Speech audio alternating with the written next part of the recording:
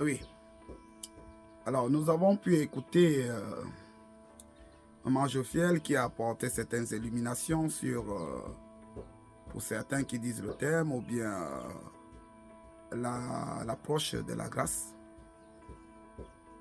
On ne va pas en discuter sur ces points de vue parce que c'est sa perception de la grâce et c'est son argumentation manifestatrice de la grâce.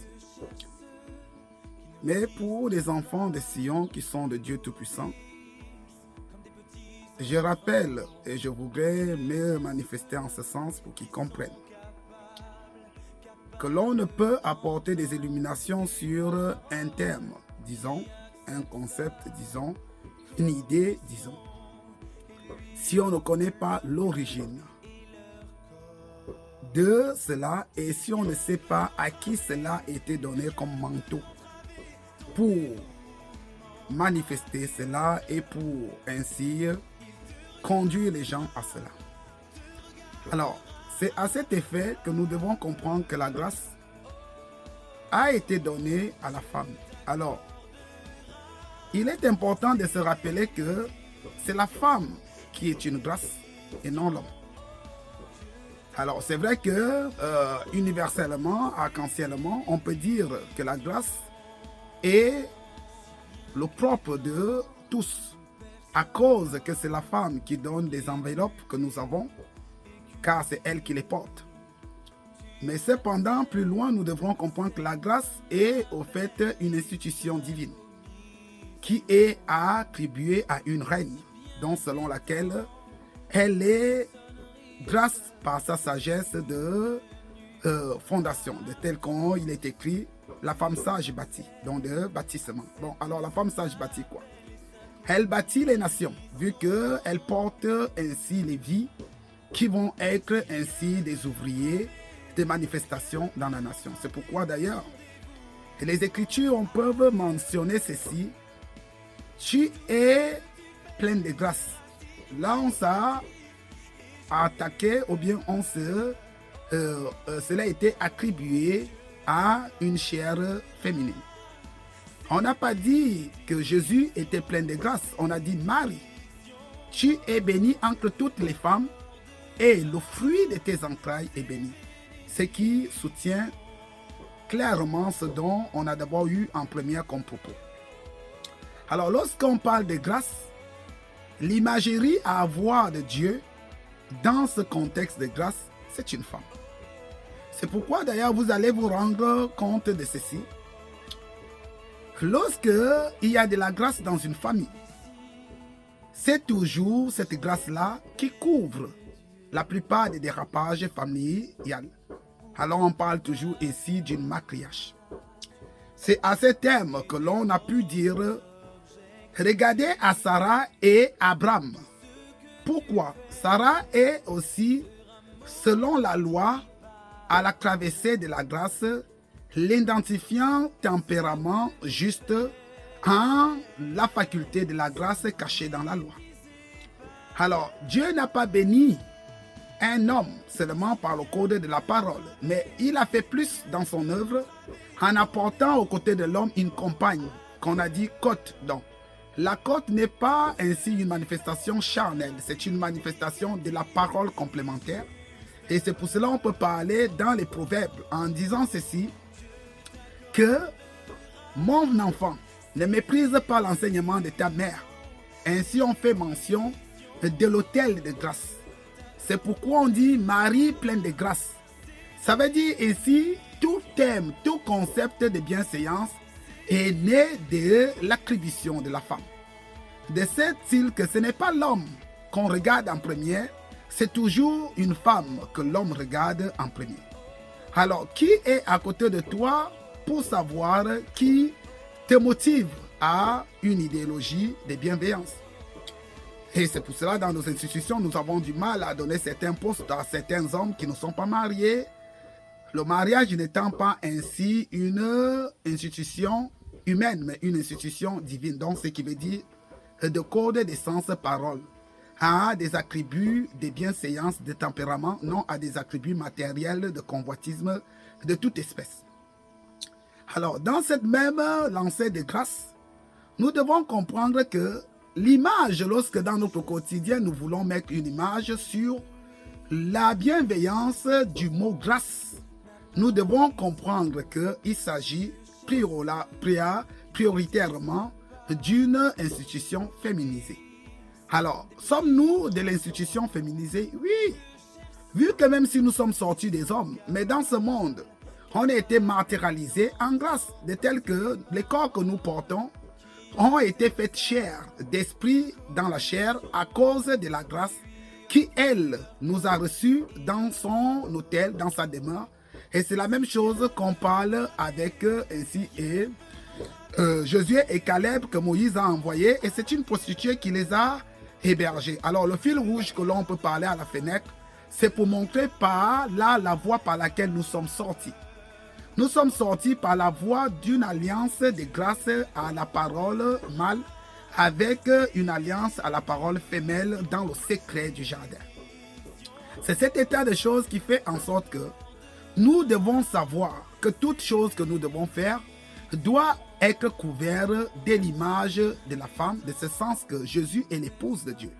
Ça veut dire qu'un enfant est l'image de l'alliance de la grâce dans la vie d'un homme. C'est pour cela que nous devons ne pas mépriser les enfants et ne pas tuer nos propres nourrissons, peu importe les dérapages qu'ils ont, parce que la femme qui est couverte de grâce, elle nous a supportés alors que nous sommes sortis de ses entrailles. Elle aurait pu nous tuer, elle aurait pu nous empêcher de sortir, même si on devait continuer à vivre, mais on ne devait pas avoir une histoire. Alors la grâce est une histoire inscrite dans une femme dont l'homme avec elle se sont constitués d'alliance d'accomplir. Alors dorénavant, lorsque vous parlez de la grâce, souvenez-vous que la grâce n'est pas la propriété d'un homme, mais la grâce est la propriété d'une femme. C'est pourquoi l'homme est toujours en quête d'une grâce. Et cette grâce-là a pour symbole de la femme. C'est pourquoi on dit derrière chaque grand homme se cache une grande femme. Alors la grâce n'est pas la propriété de l'homme. Alors il est malséance d'entendre un homme dire « J'ai fait telle chose par la grâce ». Il est incapable de montrer quelle est la grâce qui lui a permis de faire ce dont il a fait. Vu que Jésus est né de Marie, mais pourquoi le Seigneur va dire « Femme, qui est-il entre toi et moi ?» On vous montre ici un combat d'affermissement de pouvoir. De telle sorte que oui, je suis sorti de toi, mais tu sais que je suis esprit. Faites chair. Donc tu ne peux pas me faire marcher selon tes passions, selon tes visions. Je suis maître aussi de mon côté. C'est ce que Jésus a voulu exprimer à sa mère. Mais sa mère pleine de grâce, elle s'est tue parce qu'elle savait que la grâce ne repose pas à chercher à gagner à tout prix, mais la grâce est aussi un facteur de bienveillance au contentement et à l'acceptation de tout ce qui gravite autour de soi. C'est pour cela, à compter d'aujourd'hui, sachez que le royaume de la grâce, la couronne de la grâce, et la couronne de tout ce qui est homme en grâce appartient à la chair féminine. C'est pourquoi il viendra vous enseigner toutes choses. Je suis par excellence de grâce l'autorité ainsi de consolation et de la rétribution aux uns aux autres. Et je m'appelle Sion. C'est pourquoi je ne prends pas souvent le temps d'être un pasteur, ni un prophète, car ces choses sont des titres et ça appartient bien aux personnalités. Je ne peux être un prophète vu que il y a beaucoup qui se vantent d'être des prophètes, mais qui ne savent pas qui a été le premier prophète et qui la couronne de la prophétie appartient, mais ce n'est pas notre allocution en ce jour. Alors, essayons de nous nourrir un peu plus dans la grâce. Alors, nous allons repartir vers la grâce qui est à côté de moi, parce que c'est elle, la grâce symbolisée dans l'humanité. Nous ne sommes pas grâce, nous sommes ainsi loi. C'est pourquoi nous parlerons de la loi prochainement. Mais nous nous basons sur la couronne de la grâce. Qui dit couronne de la grâce, nous le savons maintenant, c'est une femme. Alors, ma grâce, comment donc tu vois la manifestation de la grâce au milieu des hommes aujourd'hui?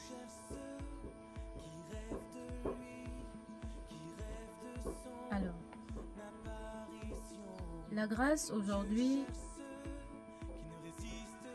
Véritablement, je dirais que il y a un refroidissement parce que de ce qui nous est écrit, dans la fin des temps, la charité du plus grand nombre se sera refroidie. Ils appelleront mensonge, vérité et vérité mensonge. C'est normal, nous sommes à la fin et c'est souvent un peu regrettable que les bonnes choses ne durent jamais, comme on le dit. Alors, la grâce aujourd'hui devrait être toujours grâce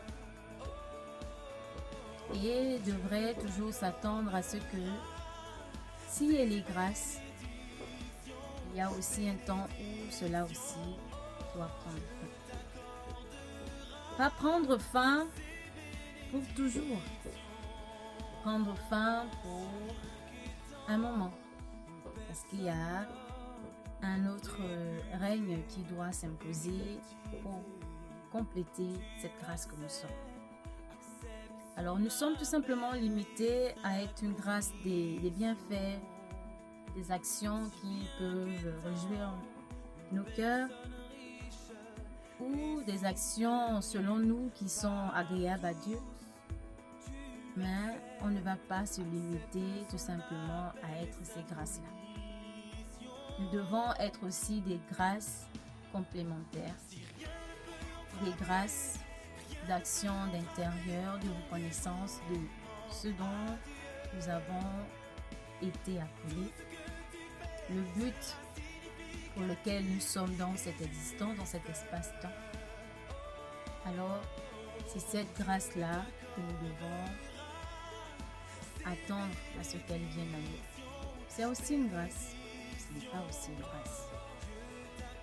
Ce n'est pas une grâce pour ceux qui se disent déjà connaître, ceux qui estiment déjà qu'ils se sentent à l'aise dans leur position. Mais c'est une grâce pour ceux qui attendent véritablement d'être complétés, d'attendre un ajout à ce que nous sommes déjà. C'est pour cela, cette grâce-là est aussi semblable à nous, à notre image et à notre ressemblance.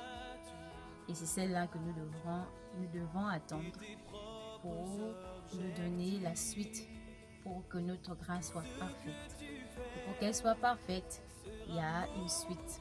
Et c'est cette suite-là dont nous sonnons la trompette chaque jour pour interpeller les grâces que nous sommes. Alors, que la lumière soit avec tous. Je vais m'arrêter là et que ceux qui ont les oreilles pour entendre, entendent.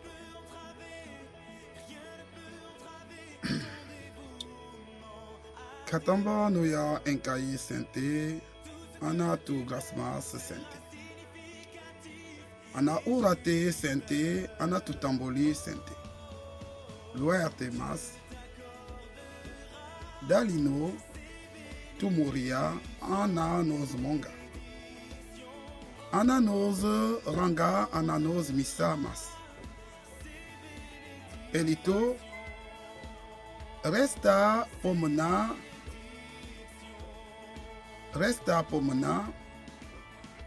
luerte, ezulaye tu, ananozo shubaka, sente, anatoluete. Que la lumière et l'éclairage sortent avec tous, peuple de Dieu, à Gabaon, enfants illuminés et divinité en toutes choses. Que la bonté soit le socle de toute grâce et que la bienveillance soit la racine de toute bonté. Si nous reconnaissons nos péchés, en ce sens que nous avons volé souvent l'héritage de Dieu en sa création, Dieu est bon et parfait et amour pour nous reconduire, petite nation, à être une grande nation à notre tour.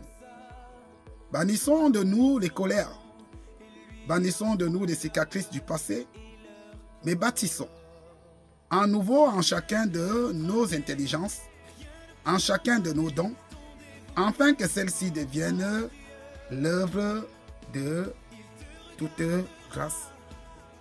En cela, nous vous souhaitons beaucoup de lumière dans la source de vos vies chez vous. Soyons bénis.